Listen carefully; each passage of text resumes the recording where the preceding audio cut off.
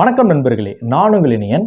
நீங்கள் ஃப்ளைட்டை ட்ராவல் பண்ணுறதுக்காக டிக்கெட் புக் பண்ணியிருந்தீங்கன்னா, நீங்கள் டிக்கெட் புக் பண்ணும்போது ரிஜிஸ்டர் மொபைல் நம்பர் கொடுத்துருப்பீங்க. அந்த மொபைல் நம்பருக்கு மெசேஜ் சென்ட் பண்ணிட்டே இருப்பாங்க ஏர்லைன்ஸ்லேருந்து. அதில் வந்து உங்களோட ஃப்ளைட் ஸ்டேட்டஸ் வந்து ஈஸியாக செக் பண்ண முடியும். உதாரணமாக பார்த்தீங்கன்னா, நீங்கள் இண்டிகோ ஏர்லைன்ஸில் ஃப்ளைட் டிக்கெட் புக் பண்ணியிருந்தீங்கன்னா, உங்களுடைய வாட்ஸ்அப் நம்பருக்கு வந்து ஆட்டோமேட்டிக்காக மெசேஜ் சென்ட் பண்ணிட்டே இருப்பாங்க. அந்த வாட்ஸ்அப் மெசேஜில் நீங்கள் ரிப்ளை கொடுக்கணும். என்னென்னா, உங்களுடைய ஃப்ளைட் நம்பரோ இல்லை உங்களுடைய பிஎன்ஆர் நம்பர் வந்து என்டர் பண்ணிங்கன்னா ஆட்டோமேட்டிக்காக அதில் ஆப்ஷன் வரும். அந்த ஆப்ஷன் யூஸ் பண்ணி உங்களோட ஃப்ளைட் ஸ்டேட்டஸ் வந்து நீங்கள் ஈஸியாக செக் பண்ணிக்க முடியும். அந்த ஃப்ளைட் ஸ்டேட்டஸை செக் பண்ணுறதுனால என்ன பலன் பார்த்தீங்கன்னா, உங்கள் ஃப்ளைட்டோடைய டிபார்ச்சர் டைம் என்ன, போர்டிங் எப்போ ஸ்டார்ட் பண்ணுவாங்க, எதை ஃபர்தராக டிலே இருக்கா, எதை கேன்சல் ஆயிருக்கா, இது போல் எல்லா இன்ஃபர்மேஷனும் அந்த ஃப்ளைட் ஸ்டேட்டஸ் மூலியமாக நீங்கள் செக் பண்ணிக்க முடியும். இந்த ஆப்ஷன் இல்லாமல் இன்னொரு ஆப்ஷன் இருக்குது. அதாவது ஃப்ளைட் ரேடார் 24 அப்படின்னு சொல்லிட்டு ஒரு ஆப் இருக்குது. இது வந்து ப்ளே ஸ்டோர்லேயே வந்து உங்களுக்கு அவைலபிளாக இருக்கும். இந்த ஃப்ளைட் ரேடார் 24 ஆப் வந்து நீங்கள் டவுன்லோட் பண்ணி அதில் வந்து உங்களோட ஃப்ளைட் நம்பர் வந்து என்டர் பண்ணாலே போதும்.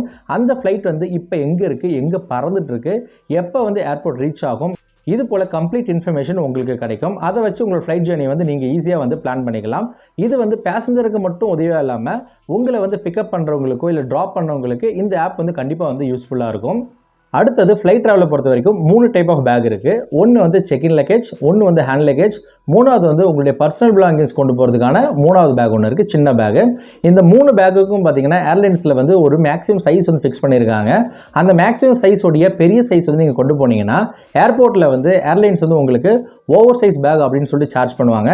அந்த சார்ஜ் வந்து நீங்கள் பே பண்ணதுக்கப்புறம் தான் நீங்கள் வந்து ஃப்ளைட்டில் வந்து ட்ராவல் பண்ண முடியும். இது வந்து காமனாக பார்த்தீங்கன்னா செக்இன் லக்கேஜில் 158 சென்டிமீட்டர் டைமென்ஷன் ஃபிக்ஸ் பண்ணியிருக்காங்க. ஹேண்ட் லக்கேஜுக்கு வந்து 115 சென்டிமீட்டர் டைமென்ஷன் ஃபிக்ஸ் பண்ணியிருக்காங்க. பர்சனல் பேக்குக்கு 80 சென்டிமீட்டர் டைமென்ஷன் ஃபிக்ஸ் பண்ணியிருக்காங்க. இது வந்து காமனாக இருக்கிற டைமென்ஷன். இந்த டைமென்ஷனாக என்னன்னு பார்த்தீங்கன்னா, ஒரு பேக்குக்கு மொத்தம் 3 சைடு இருக்கும், லென்த்து, பிரெத்து, ஹைட்டுன்னு சொல்லிட்டு. இந்த 3த்தையும் மெஷர்மெண்ட் பண்ணி நீங்கள் ஆட் பண்ணுற வேறு வேல்யூ தான் டைமென்ஷன் சொல்லுவாங்க. இது வந்து நான் சொன்ன அளவோட எக்ஸிட் ஆச்சுன்னா நீங்கள் வந்து ஏர்போர்ட்டில் ஓவர் சைஸ் பேக் அப்படின்னு சொல்லிட்டு எக்ஸஸாக நீங்கள் பே பண்ணுற மாதிரி இருக்கும். இந்த 3 பேக்கேஜோடைய சைஸ் வந்து கரெக்டாக இருக்கான்னு என்ஷூர் பண்ணுறதுக்கு நீங்கள் ஃப்ளைட்டை ட்ராவல் பண்ணுறதுக்கு முன்னாடி அந்த பேக்கை வந்து நீங்கள் மெஷர் பண்ணிக்கோங்க. இது எப்படி வந்து ஈஸியாக அழகலான்னு பார்த்தீங்கன்னா, உங்களுடைய ஸ்மார்ட் ஃபோன்லேயே வந்து இதுக்கான ஆப் இருக்குது. ஒரு சில ஃபோனில் பார்த்தீங்கன்னா இன்பில்டாகவே இந்த மெஷர்மெண்ட் ஆப் வந்து இன்ஸ்டால் பண்ணியிருக்காங்க. அந்த ஆப் மூலிமா உங்களுடைய பேக்கேஜ் வந்து ஈஸியாக வந்து நீங்கள் மெஷர் பண்ணிக்கலாம். ஏர்போர்ட்டில் இந்த பேக்கேஜோட சைஸ்லாம் செக் பண்ணுவாங்களா அப்படின்னு கேட்டிங்கன்னா கண்டிப்பாக செக் பண்ணுவாங்க. செக்இன் லக்கேஜ் வந்து உங்களுக்கு செக்இன் கவுண்டரில் செக் பண்ணுவாங்க. ஹேண்ட் லக்கேஜ் பொறுத்த வரைக்கும் உங்களுக்கு 3 பாயிண்டில் செக் பண்ணுவாங்க. செக்இன் கவுண்டர், எஸ்ஹெச்ஏ, அதுக்கப்புறம் போர்டிங் கேட். இந்த 3 இடத்துலையும் உங்களுடைய ஹேண்ட் லக்கேஜோடைய சைஸ் வந்து செக் பண்ணுவாங்க. அதனால் அடுத்த நீங்கள் ஃப்ளைட்டை ட்ராவல் பண்ணும்போது என்ஷூர் பண்ணிக்கோங்க உங்களுடைய பேக்கேஜ் சைஸ் வந்து வித்தின் த லிமிட் இருக்குன்னு சொல்லிட்டு. அடுத்தது உங்களோட ஃப்ளைட் டிக்கெட்டை வந்து பீக் டைமில் வந்து நீங்கள் டிக்கெட் புக் பண்ணியிருந்தீங்கன்னா கன்ஜெக்ஷனாக இருக்கும், அது ரொம்ப டிராஃபிக்காக இருக்கும். பெரும்பாலான ஏர்போர்ட்டில் வந்து டிபார்ச்சர் வந்து ஃபஸ்ட் ஃப்ளோர்லையும் அரைவல் வந்து கீழே இருக்கும். இந்த பீக் டைமில் வந்து நீங்கள் டிக்கெட் புக் பண்ணும்போது என்ன ஆகும்னா, அதிகமாக டிராஃபிக் இருக்கிறதுனால டிபார்ச்சர் கேட் வந்து உங்களுக்கு ரொம்ப டிராஃபிக்காக இருக்கும், கன்ஜெக்ஷனாக இருக்கும். நீங்கள் அதுலேருந்து கார்லேருந்து இறங்கிட்டு இமீடியட்டாக நீங்கள் ஏர்போர்ட் உள்ள போகிறது மாதிரி இருக்கும். உங்களோட ஃப்ரெண்ட்ஸ் அண்ட் ஃபேமிலி கூட டைம் ஸ்பெண்ட் பண்ணாத அளவுக்கு கூட உங்களுக்கு வந்து பிஸியாக இருக்கிறதுக்கான சான்சஸ் இருக்குது. இதை நீங்கள் தவிர்க்கிறதுக்கு என்ன பண்ணலான்னு பார்த்தீங்கன்னா, நீங்கள் வந்து ஸ்விட்ச் பண்ணிக்கலாம். எப்படின்னா, டிபார்ச்சர் போகிறதுக்கு பதில் டேரெக்டாக நீங்கள் அரைவல் போனீங்கன்னா உங்களுக்கு வந்து ஃப்ரீயாக இருக்கும். அதாவது நீங்கள் ஃபஸ்ட் ஃப்ளோர் போகிறதுக்கு பதில் கிரவுண்ட் ஃப்ளோர் நீங்கள் போனீங்கன்னா நீங்கள் வந்து டைம் வந்து உங்களை ஃபேமிலி கூட நீங்கள் ஸ்பெண்ட் பண்ணிவிட்டு அரைவல்லேருந்து பார்த்தீங்கன்னா உங்களுக்கு லிஃப்ட் ஃபெசிலிட்டிஸும் உங்களுக்கு வந்து எக்ஸ்கலேட்டர் இருக்கும். அது மூலிமா நீங்கள் டேரெக்டாக நீங்கள் வந்து டிபார்ச்சர் போயிடலாம். இதே போல் தான் வைஸாக நீங்கள் அரைவல் ஆகும்போது பீக் ஹவர்லேருந்து அரைவல் ஆனீங்கன்னா நீங்கள் வந்து உங்களுடைய காரை பிடிக்கிறதுக்கு ரொம்ப டைம் எடுக்கும். அதே போல் ரொம்ப கன்ஜெக்ஷனாக இருக்கும். இதை நீங்கள் அவாய்ட் பண்ணுறதுக்கு டேரெக்டாக நீங்கள் அரைவல் வந்ததுக்கப்புறம் லிஃப்ட் யூஸ் பண்ணி டிபார்ச்சர் போயிட்டு அங்கேருந்து உங்களோட காரை வந்து நீங்கள் பிக் பண்ணி ஈஸியாக நீங்கள் வந்து ஏர்போர்ட்டில் வெளியே போகலாம். இது போல் பீக் டைமில் வந்து உங்களோட டிபார்ச்சர் இருந்தாலோ இல்லை பீக் டைமில் வந்து நீங்கள் வர மாதிரி இருந்தாலோ இது போல் நீங்கள் உங்கள் டிபார்ச்சரையும் அரைவலில் நீங்கள் ஸ்விட்ச் பண்ணிங்கன்னா ஈஸியாக வந்து நீங்கள் ஏர்போர்ட் வந்து வெளியே வரதுக்கும் உள்ளே வரதுக்கும் ரொம்ப ஈஸியாக இருக்கும். அடுத்தது உங்களுடைய ஃப்ளைட் டிபார்ச்சர் டைம் உங்களுடைய போர்டிங் டைம் கிடையாது. இந்த போர்டிங் டைம் வந்து எப்போன்னு பார்த்தீங்கன்னா, டொமஸ்டிக் ஒரு டைம் ஃபிக்ஸ் பண்ணியிருக்காங்க, இன்டர்நேஷனல் டைம் ஃபிக்ஸ் பண்ணியிருக்காங்க. சப்போஸ் போர்டிங் முடிஞ்சதுக்கப்புறம் நீங்கள் வந்து போர்டிங் கேட் ரீச் ஆனீங்கன்னா உங்களால் ஃப்ளைட் வந்து பிடிக்க முடியாது. கண்டிப்பாக வந்து ஏர்லைன்ஸ் வந்து அக்செப்ட் பண்ண மாட்டாங்க. டொமஸ்டிக் பொறுத்த வரைக்கும் 25 நிமிஷத்துக்கு முன்னாடி போர்டிங் வந்து ஸ்டார்ட் பண்ணுவாங்க, 15 நிமிஷத்துக்கு முன்னாடி க்ளோஸ் பண்ணிடுவாங்க. இதே நீங்கள் இன்டர்நேஷனல் ஃப்ளைட்டில் போனீங்கன்னா 35 நிமிஷத்துக்கு முன்னாடி வந்து போர்டிங் ஸ்டார்ட் பண்ணுவாங்க, 20 நிமிஷத்துக்கு முன்னாடி உங்களுக்கு வந்து க்ளோஸ் பண்ணிடுவாங்க. ஒரு சில ஏர்லைன்ஸ் பார்த்தீங்கன்னா இன்னும் டைம் வந்து உங்களுக்கு வந்து சீக்கிரமாகவே க்ளோஸ் பண்ணிடுவாங்க. இதை நீங்கள் கண்டிப்பாக வந்து தெரிஞ்சுக்கணும். ஏன்னு பார்த்தீங்கன்னா நிறைய பேசஞ்சர் வந்து ஃப்ளைட் டிபார்ச்சருக்கு 5 நிமிஷத்துக்கு முன்னாடி போயிட்டு அவங்க வந்து ஃப்ளைட்டை பிடிச்சலான்னு பார்ப்பாங்க. அந்த பேசஞ்சர் வந்து கண்டிப்பாக வந்து ஃப்ளைட்டில் போக முடியாது. இதை நீங்கள் அவாய்ட் பண்ணுறதுக்கு நீங்கள் எப்படி பண்ணலான்னு பார்த்தீங்கன்னா, உங்களுடைய மொபைலில் அலாம் வந்து செட் பண்ணிக்கோங்க. அதாவது உங்கள் டிபார்ச்சருக்கு 1 மணி நேரத்துக்கு முன்னாடி அலாம் செட் பண்ணி அந்த 1 மணி நேரத்துக்கு முன்னாடி நீங்கள் போர்டிங் கேட் ரீச் பண்ணுற மாதிரி என்ஷூர் பண்ணிக்கோங்க. அப்படி நீங்கள் அலாம் செட் பண்ணி நீங்கள் ரீச் ஆகிட்டீங்கன்னா நீங்கள் வந்து ஃப்ளைட்டை வந்து மிஸ் பண்ணாமல் நீங்கள் வந்து ட்ராவல் பண்ண முடியும். ஏன்னு பார்த்தீங்கன்னா நிறைய பேசஞ்சர் வந்து ஏர்போர்ட் உள்ள வந்ததுக்கப்புறம் நிறைய இடத்துல ஸ்டக் ஆகிறதுக்கான சான்சஸ் இருக்குது. ஒரு சில பேசஞ்சர் வந்து ஷாப்பிங்கில் ஸ்டக் ஆவாங்க. ஒரு சில பேசஞ்சர் வந்து அவங்க வந்து போர்டிங் டைம் அதிகமாக இருக்கிறதுனால எங்கேயாவது உட்காந்து தூங்குறது கூட சான்சஸ் இருக்குது. இதேமாரி நீங்கள் இருக்கும்போது அலாம் செட் பண்ணும்போது ஆட்டோமேட்டிக்காக அந்த இண்டிகேஷன் மூலிமா நீங்கள் வந்து உங்களோட போர்டிங் கேட் வந்து ரீச் பண்ணுவீங்க.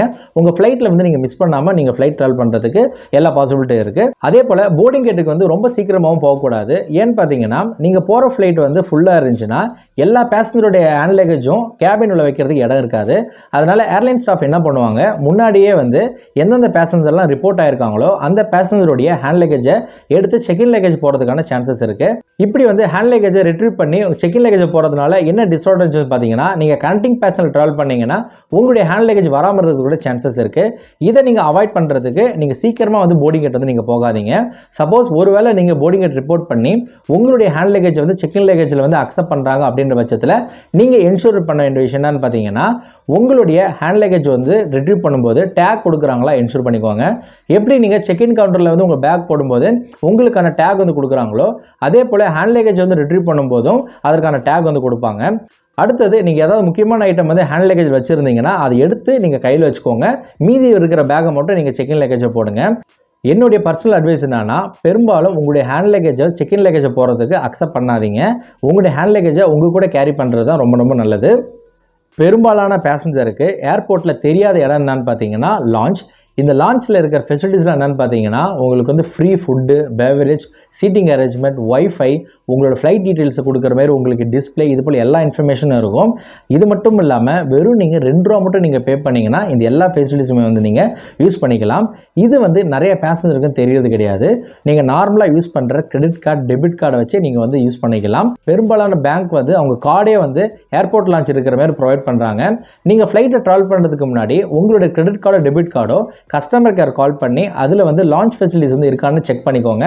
சப்போஸ் அப்படி இருந்துச்சுன்னா நீங்கள் ஏர்போர்ட் உள்ள போனதுக்கப்புறம் செக்யூரிட்டி செக் கிளியர் பண்ணிவிட்டு டேரெக்டாக நீங்கள் லான்ச் போய்ட்டு இந்த ஃபெசிலிட்டிஸ்லாம் நீங்கள் யூஸ் பண்ணிக்கலாம். அடுத்தது நீங்கள் ஃப்ளைட்டில் போகும்போது வெறும் ₹2 மட்டும் யூஸ் பண்ணி லான்ச்சை வந்து நீங்கள் ஆக்சஸ் பண்ணுங்கள். அப்படி லான்ச்சை வந்து ஆக்சஸ் பண்ணதுக்கப்புறம் நல்லா இருந்துச்சுன்னா கமெண்ட் செக்ஷனில் கமெண்ட் பண்ணுங்கள். நான் கொடுத்த இன்ஃபர்மேஷன் கண்டிப்பாக உங்களுக்கு பயனுள்ளதாக இருந்திருக்கும் நம்புகிறேன். உங்களுடைய ஃப்ரெண்ட்ஸ் அண்ட் ஃபேமிலி யாராவது ஃப்ளைட்டை ட்ராவல் பண்ணுறாங்கன்னா அவங்களுக்கு இந்த வீடியோ ஷேர் பண்ணுங்கள். கண்டிப்பாக அவங்களுக்கு பயனுள்ளதாக இருக்கட்டும். உங்களுக்கு ஃப்ளைட் ட்ராவல் பற்றி வேறு ஏதாவது டவுட்டாக இருந்தாலும் கமெண்ட் செக்ஷனில் கமெண்ட் பண்ணுங்கள். கண்டிப்பாக அவங்க ரிப்ளை பண்ணுவேன். மேலும் ஃப்ளைட் ட்ராவல் சம்பந்தமான எந்த ஒரு வீடியோக்கும் நம்ம சேனலை மறக்காமல் சப்ஸ்கிரைப் பண்ணிவிடுங்க. நன்றி, வணக்கம்.